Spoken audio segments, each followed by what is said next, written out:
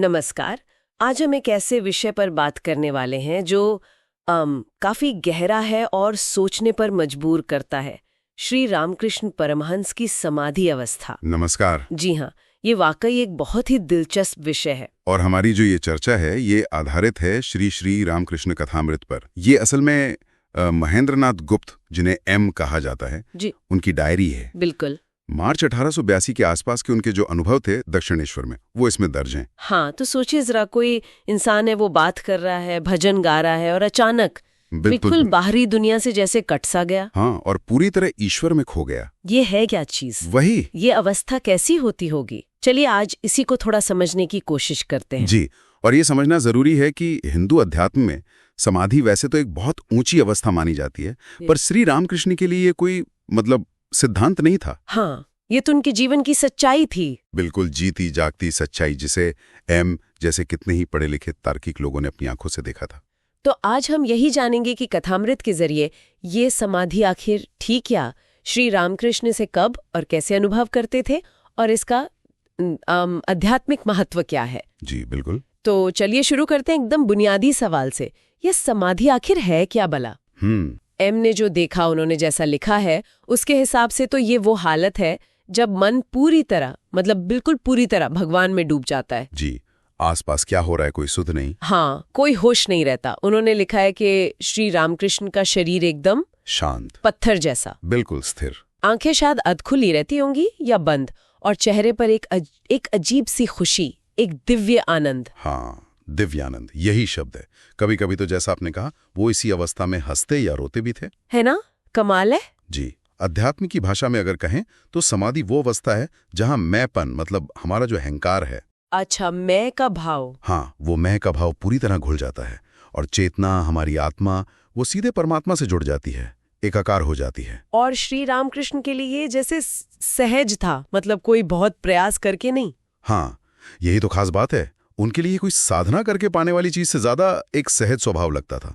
कथामृत में तो ऐसे कितने ही किस्से भरे पड़े हैं। जैसे कभी माँ काली का ध्यान कर रहे हैं, उनसे बच्चे की तरह बातें कर रहे हैं और अचानक समाधि में चले गए। अच्छा। या फिर भक्तों के साथ कीर्तन हो रहा है, भजन में झूम रहे हैं और उसी में समाधि लग गई। और आपने पहले कहा था बातचीत के बीच में भी। हाँ, ये तो और भी हैरत की बात है।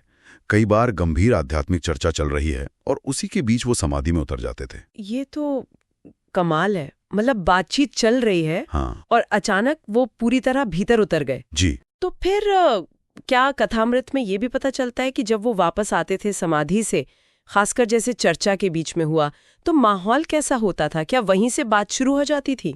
देखिए, कथामृत इस पे बहुत बारीक जानकारी तो नहीं देता, लेकिन जो माहौल का वर्णन है उससे लगता है कि भक्तजन पूरी श्रद्धा और शांति से इंतजार करते थे। हाँ, उनके लिए तो ये साक्षात ईश्वर के दर्शन जैसा था। हाँ, स्वाभाविक है। और जब श्री रामकृष्ण सहज अवस्था में लौटते तो बातचीत या भजन वो वहीं से आगे बढ़ जाता था, जैसे कोई रुकावट आई ही ना हो। अच्छा, बिल्कुल सहजता से। हाँ, उनकी यही सहजता भक्तों को सबसे ज्यादा प्रभावित करती थी, और उन्होंने समझाया भी कि देखो, समाधि ईश्वर तक पहुंचने का सबसे ऊंचा मुकाम है, शिखर है। हाँ, शिखर, जो गहरी भक्ति, प्रेम और पूरी तरह खुद को ईश्वर को सौंप देने से ही मिलती है। और इसी अवस्था में कहते हैं मन माया के असर से पूरी तरह आजाद हो जाता है ना? बिल्कुल।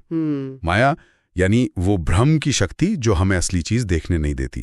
जैसे वो रस्सी और सांप वाला उदाहरण। हाँ, बिल्कुल। जैसे अंधेरे में रस्सी को सांप समझ लेना। समाधि में ये जो भ्रम का पर्दा है ना, ये हट जाता है। अच्छा। श्री रामकृष्ण शायद नदी और समुंदर का उदाहरण देते थे कि जैसे नदी समुंदर में मिलकर अपना अलग वजूद खो देती है, हाँ, हाँ, वैसे ही भक्त का मन, उसकी चेतना ईश्वर में लीन हो जाती है। उनका संदेश बहुत सीधा था, ईश्वर पर, खासकर माँ काली पर बच्चे जैसा भरोसा रखो, पुकारो ने। हाँ, उनसे पुकार करो, और अच्छे लोगों का साथ, सत्संग और रोज की अपनी साधना जैसे ध्यान, जप, उससे मन को तैयार रखो। और एम महेंद्रनाथ गुप्त, जो खुद इतने पढ़े लिखे तर्क करने वाले इंसान थे, उन पर क्या असर पड़ा इन सब अनुभवों का? एम तो आप कह सकती हैं जैसे हिल गए थे पूरी तरह से। अच्छा। हाँ, उनकी डायरी इस बात की गवाह है। वो श्री रामकृष्ण के चेहरे की उस शांति, उस अलौकिक आनंद और प्रेम को देखकर हैरान थे, अभिभूत थे। उनके लिए ये किसी किताबी ज्ञान से बहुत बहुत बढ़कर था। ये एक जीता जागता सबूत था कि अध्यात्म की बातें कोरी कल्पना नहीं है, सच में अनुभव की जा सकती हैं। बिल्कुल। और इसने उनकी अपनी जो खोज थी उसको एक नई दिशा दी। ये देखना कि कोई इंसान एक पल में दुनिया से जुड़ा है, बातें कर रहा है और अगले ही पल पूरी तरह परमात्मा में खो गया है। ये उनके तार्किक मान के लिए एक चुनौती जैसा रहा होगा। हाँ, एक सीधी चुनौती थी जिसने उन्हें शायद वास्तविकता की एक ज्यादा गहरी परत दिखाई। तो इसका मतलब ये हुआ कि श्री रामकृष्ण की समाधि सिर्फ उनकी अपनी कोई व्यक्तिगत आध्यात्मिक उड़ान नहीं थी। नहीं, बिल्कुल नहीं। ये उससे कहीं ज्यादा थी। ये उनके उपदेशों का एक तरह से लाइव डेमो था। हाँ, कह सकते हैं। ये उनके उपदेशों का जीता जागता प्रदर्शन था और इससे भी बढ़कर ये भक्तों के लिए एक भरोसा था। किस बात का भरोसा? इस बात का कि हाँ, ईश्वर हैं, उनसे जुड़ा जा सकता है, उन्हें अनुभव किया जा सकता है। अच्छा। कथामृत का सार ही यही है कि ईश्वर सिर्फ किताबों या मंदिरों की चीज नहीं है, बल्कि वो अनुभव करने की सच्चाई है। और श्री रामकृष्ण की समाधि इसका सबसे बड़ा, सबसे जीवंत प्रमाण थी।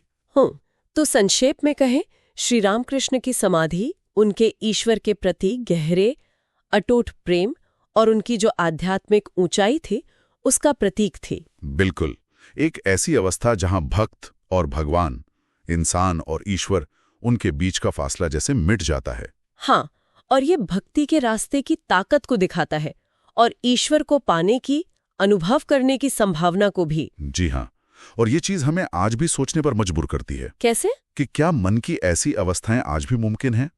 क्या गहरी भक्ति, गहरा ध्यान और खुद को पूरी तरह सौंप देने की जो भावना है, हाँ, वो हमें सचमुच कहाँ तक ले जा सकती है? ये सवाल वाकई सोचने वाला है।